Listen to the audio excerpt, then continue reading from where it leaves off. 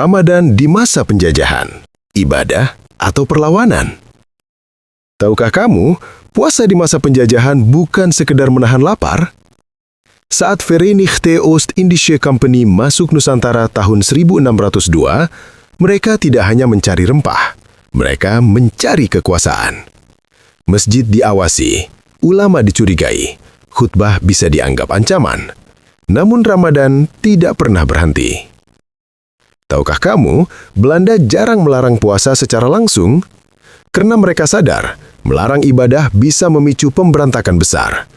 Mereka memilih cara lain, mengawasi, mengontrol, dan memecah belah. Tapi justru di bulan Ramadan, rakyat berkumpul, solidaritas tumbuh, keberanian menguat. Tahukah kamu, Perang Padri di Sumatera Barat dipimpin ulama? Dipimpin oleh Tuanku Imam Bonjol tahun 1803-1837. Awalnya gerakan pembaharuan agama, namun ketika Belanda ikut campur, ia berubah menjadi perang kolonial. Ramadan menjadi momentum baiat, puasa sambil bersiap bertempur. Tahukah kamu, Perang Jawa hampir membuat Belanda bangkrut? 1825-1830. Dipimpin oleh Pangeran Diponegoro, pesantren menjadi basis logistik, santri menjadi penghubung perlawanan. Lebih dari 200.000 rakyat Jawa tewas. Ramadan bukan penghentian perang, ia penguat mental, penguat tekad. Tahukah kamu, Aceh melawan lebih dari 30 tahun?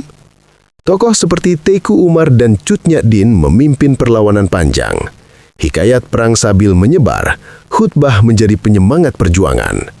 Belanda bahkan mengirim ahli Islam seperti Snoek Hurgronje untuk memecah ulama dan rakyat. Karena mereka tahu satu hal, Islam adalah energi sosial yang sulit dipadamkan. Namun tidak semua perlawanan menggunakan senjata.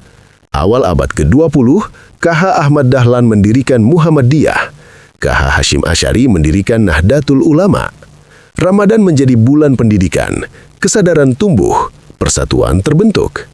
Belanda takut pada dua hal, senjata dan kesadaran.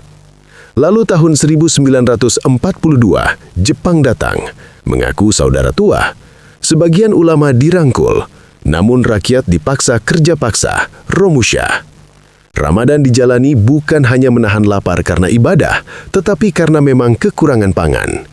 Jadi, tahukah kamu, puasa di masa penjajahan adalah latihan ketahanan, menahan lapar, menahan marah, menahan takut. Penjajah mungkin menguasai tanah, mereka mungkin mengatur politik, namun mereka tidak pernah benar-benar menguasai iman. Ramadan di Nusantara membuktikan ibadah bisa menjadi kekuatan sosial, bisa menjadi sumber keberanian.